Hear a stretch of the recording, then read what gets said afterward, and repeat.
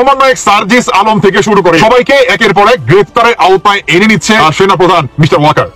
সেনাপ্রধানের বক্তব্যের পরে আমরা সমন্বয়কদের জেলে যাওয়ার ঘটনাও দেখেছি। আমরা এই সার্জিস আলম সেখানে গিয়ে যা করেছে তার সাথে যারা ছিল তাদের প্রত্যেকের পরিচয় বেরিয়েছে, প্রত্যেকে ছাত্রলীগের সাবেক নেতা। চাঁদাবাজি ও ভাঙচুরের অভিযোগে বৈষম্য বিরোধী ছাত্র আন্দোলনের আটক করেছে যৌথ বাহিনী। এখন এরকম পাকটা কথা বইলা বিপদে পড়ে গেছে সার্জিস। আসসালামু আলাইকুম সম্মানিত প্রিয় দর্শক, আজ আরো একটি খুবই গুরুত্বপূর্ণ নিউজ নিয়ে দর্শক আপনাদের মাঝে হাজির হয়েছি। হ্যাঁ দর্শক, এবার কিন্তু সমন্বয়ক সার্জিস আলম থেকে শুরু করে বেশ কয়েকজন সমন্বয়কে কিন্তু সেনাবাহিনীর হাতে গ্রেফতার হচ্ছেন। তবে কি দেশে ফিরে সেনাপ্রধান তিনি তার অ্যাকশন শুরু করেছেন? হ্যাঁ দর্শক, এদিকে কিন্তু হাসিনার পলায়নের পর থেকে কিন্তু একের পর এক অভিযোগ এসে যাচ্ছে সমন্বয়কদের বিরুদ্ধে।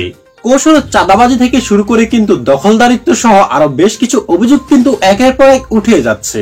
আর তাই পুলিশ এতদিন কিছু না বললেও এবার কিন্তু সেনাপ্রধান একেবারে কঠিন ভাবে খেপেছেন। এমনকি শুধু সমন্বয়ক নয়, কাউকে আর ছাড় দেওয়া হবে না এমন হুঁশিয়ারি কিন্তু দিয়েছেন সেনাপ্রধান ওয়াকারুজ্জামান। দর্শক, শুরুতে কিন্তু আপনারা ভিডিওর কিছু অংশবিশেষ দেখে বুঝতে পেরেছেন আমাদের আজকের এই ভিডিওটা ঠিক কতটা গুরুত্বপূর্ণ। তাই আপনাকে বিশেষভাবে অনুরোধ করবো আমাদের আজকের এই গুরুত্বপূর্ণ ভিডিওটি একটু না টেনে কিন্তু একেবারে সম্পূর্ণ দেখবেন, তবেই কিন্তু আজকের খবরের একেবারে বিস্তারিত ভালো করে বুঝতে পারবেন আপনি। তবে তার আগে বলুন দর্শক, আপনি যদি আমাদের চ্যানেলে নতুন হয়ে থাকেন তবে অবশ্যই আগে চ্যানেলটি সাবস্ক্রাইব করে ভিডিওতে একটি লাইক দিবেন, কারণ আপনাদের লাইক সাবস্ক্রাইবের কারণেই কিন্তু পরবর্তীতে আমরা গুরুত্বপূর্ণ নিউজগুলি আপনাদের সামনে তুলে ধরতে আগ্রহী হব। তাহলে চলুন দর্শক, আর দেরি না করে এবার আমরা মূল ভিডিওতে চলে যাই। সমন্বয়ক সার্জিস আলম থেকে শুরু করে বা এই বাংলাদেশে আপনার আগস্ট মাসে বা জুলাই মাসে যেই জঙ্গি হামলা চালাইছে সবাইকে একের পর এক গ্রেফতারের আওতায় এনে নিচ্ছে আপনার বাংলাদেশের অ্যাডভাইজার কিংবা আমাদের সেনাপ্রধান মিস্টার ওয়াকার। কি বিষয়টা তো আপনাদের হাস্যকর মনে হচ্ছে, দেখেন তো ছবিটা। এটা হচ্ছে আমাদের বাংলাদেশের অ্যাডভাইজার, তিনি নিজে বলছে এখন পর্যন্ত 36 জনকে গ্রেফতার করছে বা আরো কি আপনার আইনের আওতায় আনা হচ্ছে। তো অনেকেই বলতেছে কিংবা এমনটাও শোনা যাচ্ছে যে বাংলাদেশে বৈষম্য বিরোধী আন্দোলনের নামে যে একটা জঙ্গি হামলা হয়, সেই জঙ্গি হামলাকে কেন্দ্র করে আপনার কি বলে আপনার বাংলাদেশের থানা লুটপাট, পুলিশ গণহত্যা বা বিশেষভাবে যে থানা লুটপাট করে যে অস্ত্রগুলা, এই সমস্ত অস্ত্র কিন্তু আপনার আমাদের বাংলাদেশে যে হিজবুত তাহরির আছে, জামাত শিবির আছে, এইটার যে সভাপতি, সেই সভাপতির কক্ষে আপনার এই অস্ত্রগুলা পাওয়া যায়। এবং আমাদের বাংলাদেশের আপনার সেনাপ্রধান মিস্টার ওয়াকার তিনি গতকালকে আফ্রিকা সফর শেষ করে আসতেই না আসতেই এই তদন্তটা চালায় এবং সেখান থেকে এতগুলো অস্ত্র কালেক্ট করে কিংবা উদ্ধার করে আমাদের বাংলাদেশের পুলিশ বাহিনী এবং সেনাবাহিনী একত্র হয়ে।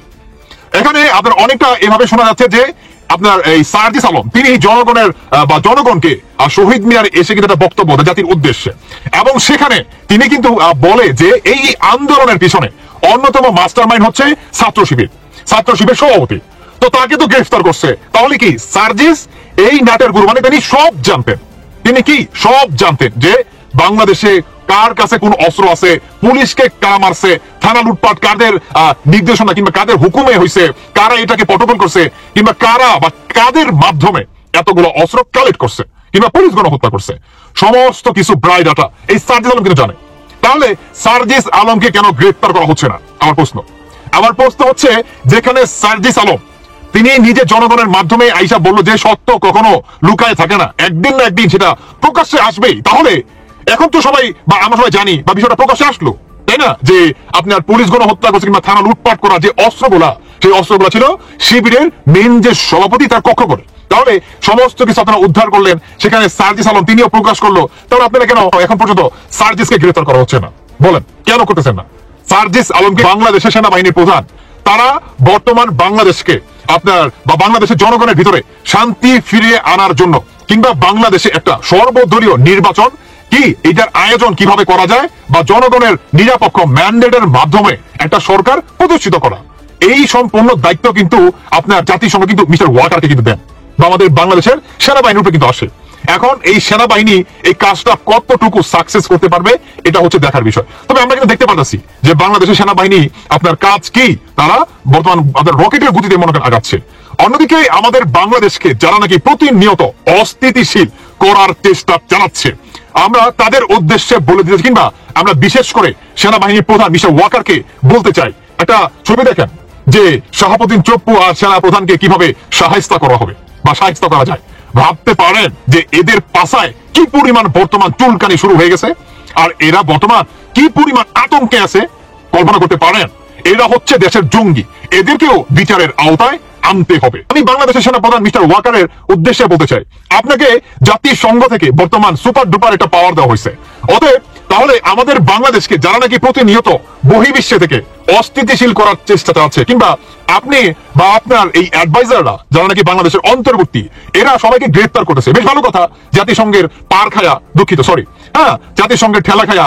তাহলে এই যারা নাকি বহির্বিশ্বে থেকে আমাদের বাংলাদেশকে প্রতিনিয়ত অস্থিতিশীল করতেছে, কিংবা ডিরেক্ট আমাদের বাংলাদেশের রাষ্ট্রপতিকে আর সেনাপ্রধান মিস্টার ওয়াকারকে এভাবে হুমকি ধমকি দেয়, এদেরকে কেন বা কিংবা এদের এগেনস্টে আপনার শক্ত একটা অবস্থান আপনি নিচ্ছেন না কেন, বা আমরাই বা এটাকে এখন পর্যন্ত দেখছি না কেন?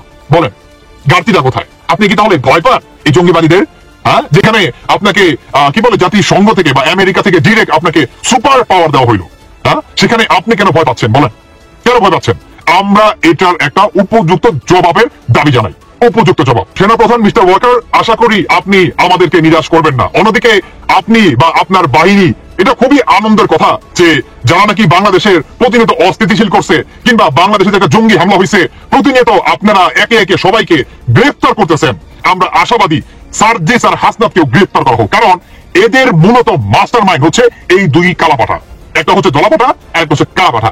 এই দুই পাঠাকে আপনারাও অতি দ্রুত আইনের আওতায় আনেন, আমরা এই দাবি জানাচ্ছি। যেখানে সার্জিস আলম নিজের মুখের কথা যে সত্য কখনো লুকায় থাকে না, অতএব সার্জিস সব জানে, এই সার্জিসকেও গ্রেফতার করা হোক। ডক্টর ইউনূসের অ্যাডভাইজার আমি আপনাকে বলতেছি, আপনি যেমন 36 জনকে গ্রেফতার করে স্ট্যাটাস মারেন বা জাতিকে দেখান যে আপনি জনগণের হয়ে কাজ করতেছেন, সাধারণ জনগণের হয়ে কাজ করতেছেন, আপনি কোনো নির্ধারিত দলের হয়ে কাজ করতেছেন না, আপনি যেহেতু এতই সাধু, তাহলে আপনি এই দুইটা এই বান্দরকেও গ্রেফতার করেন।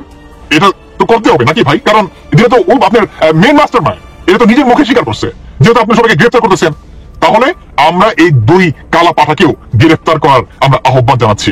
দর্শক বন্ধুরা, যাই হোক, বাকিটা আপনাদের ব্যক্তিগত মতামত অবশ্যই জানিয়ে যাবেন। তবে এটা বলতে চাই আমি যে বাংলাদেশে একটা বিশাল একটা পরিবর্তন আসতে যাচ্ছে ইনশাল্লাহ, এবং শেখ হাসিনার আসার পথ পানির মতো সহজ হবে প্রতিনিয়ত ইনশাল্লাহ। এই জুলাই অভ্যুত্থানের পর যে ছেলেটার উপর আমার সবচেয়ে বেশি প্রথম ভালো লাগা ছিল সার্জিস। অসাধারণ কথা, বাচনভঙ্গি, এমনকি মনে হচ্ছিল একটা ড্রিম যেটা পুরো বাংলাদেশ দেখছে, যে আগামী দিনে একটা বাংলাদেশ হবে কথায় না বড় হয়ে কাজে বড় হবে, এমন একটা টিম আমরা চাইছি। ইভেন যাদের হাত ধরে অনেক কিছু পরিবর্তন হবে, কথায় না বড় হয়ে কাজে বড় হবে, রাইট? সেই ছোটবেলা থেকে বলে আসছে আমাদের দেশে হবে সেই ছেলে কবে। আর যখন সার্জিসদের দেখছে জনতার এক অংশ, ইয়েস এই সেই ছেলে, কিন্তু যত দিন যাচ্ছে এখানে মনে হচ্ছে এই ছেলে কি সেই ছেলে, নাকি ঋতুর সাথে রং পরিবর্তিত হয়। আমি বিএনপি করা বা ছাত্রদল করা একটা ছেলেকে যতটা অনার করতে পারছি, এখন সার্জিসে পারছি না।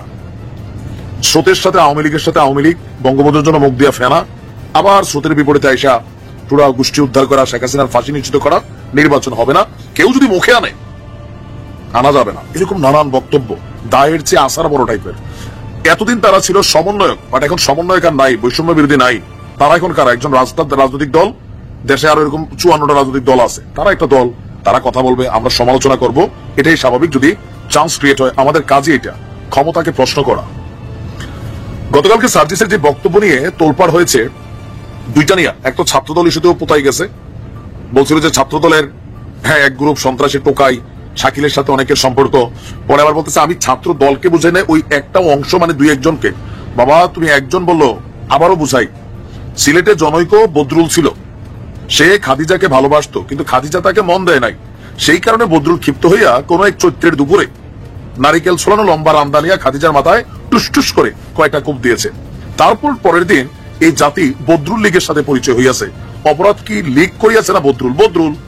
নাম তো হচ্ছে বদরুল লীগ। এখন ছাত্র দলের একজনের নাম যখন তুমি বলছো, পুরো ছাত্র দলই কানেক্টেড হয়ে যাচ্ছে, যার কারণে ছাত্র দলের সভাপতির ঘুম নাই, চেহারা শুকাই গেছে, সংবাদ সম্মেলন করা লাগছে, সাংবাদিকদের নাস্তা পানি খাওয়ানো লাগছে। এখন তুমি এসে বলতেছো আমি পুরো দলকে মেনশন করি নাই।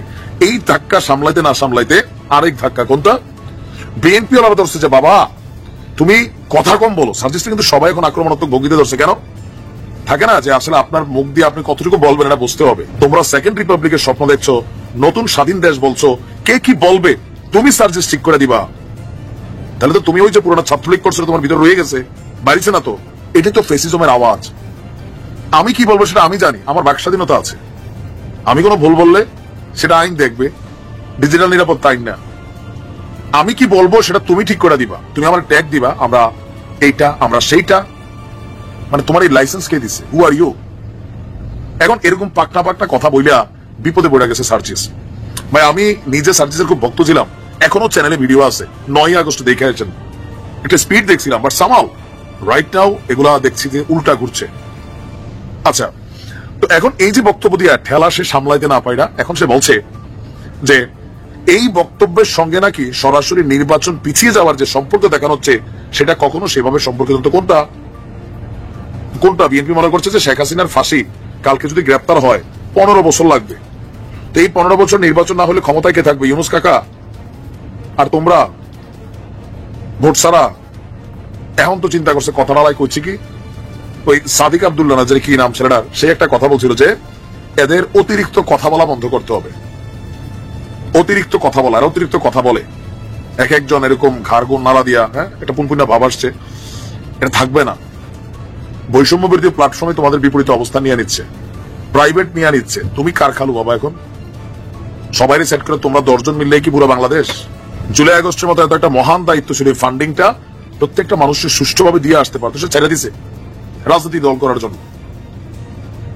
এখন সে বক্তব্য চেঞ্জ করলে যে মানে শেখ হাসিনার ইস্যুর সাথে নির্বাচন, তোমরা তো বলতেছো যে নির্বাচনটা মুখে আনা যাবে না, অন্য সার্কামস্টেন্সে নির্বাচন পিছাইতে পারে, ডাজন্ট ফ্যাক্ট। কিন্তু শেখ হাসিনার ফাঁসি না হলে বিচার না হবে তো কেউ নির্বাচন নাম মুখে আনবে না।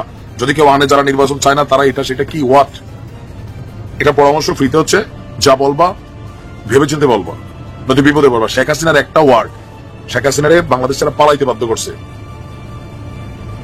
কি ছিল প্রশ্নটা? ওরা কি মুক্তিযুদ্ধের নাতি নাতনিরা পাবে না, রাজাকার নাতি নাতনিরা পাবে?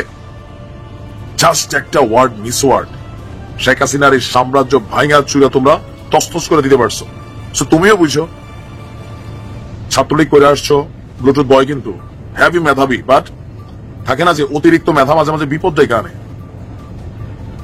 যা বলবা ভেবেচিন্তে বলো। আমরা চাই বাংলাদেশের তারুণ্যরা লিড করুক। আমিও ভাই মুরব্বীদের বিপক্ষে। ওই যে এক জীবনে এমপি হয়েছে বাবা, একদম কবরে ঠ্যাং যাওয়ার এক পর্যন্ত এমপি, আইসিতে ঢুকা পর্যন্ত এমপি, তারপর এমপি কে তার পোলা, তার মাইয়া, মাইয়ার জামাই, গোষ্ঠী জ্ঞাতি। I don't like this. পরিবর্তন আমরা চাই, নতুনরা আসতে হবে, ইয়াং জেনারেশন লিড করতে হবে। বাট তোমরা যারা রাস্তা দেখাবা, এটা সময় তোমাদের নিজের আগে ঠিক থাকতে হবে, ঠিক আছে? দর্শক, হাসিনার পতন ঘটেই কিন্তু শুরুতে প্রশংসা কুড়ালেও এই সমন্বয়করা কিন্তু ধীরে ধীরে সমালোচিত হতে থাকেন। এমনকি বেশ কিছু জায়গায় চাঁদাবাজি থেকে শুরু করে আরো বিস্তর অভিযোগ ওঠে তাদের বিরুদ্ধে। সাধারণ জনগণ তো তাদের বিরুদ্ধে অভিযোগ করছে, সঙ্গে কিন্তু সহ সমন্বয়ক যারা আছে তারা কিন্তু মেন সমন্বয়কদের নামে নালিশ করছেন। এমনকি এমনও কথা উঠছে যে তারা বিলাসবহুল জীবনযাপন কিভাবে করছে, কোথা থেকে পায় তাদের এত টাকা। হ্যাঁ দর্শক, সেটা কিন্তু সাধারণ জনগণের প্রশ্ন। আর তাই এবার কিন্তু সেনাপ্রধান ওয়াকারুজ্জামান কিন্তু একেবারে কঠিন ভাবে খেপেছেন, জানিয়েছেন কাউকে আর ছাড় দেওয়া হবে না। দর্শক, যেমনটা কিন্তু আপনারা ভিডিওতেও দেখতে পেয়েছেন। তাই আপনাকে অনুরোধ করবো আমাদের আজকের এই গুরুত্বপূর্ণ ভিডিওটি পর্যালোচনা করে কমেন্ট করে এই বিষয়ে জানিয়ে দিন আপনার মূল্যবান মতামতটুকু আমাদের কমেন্ট বক্সে।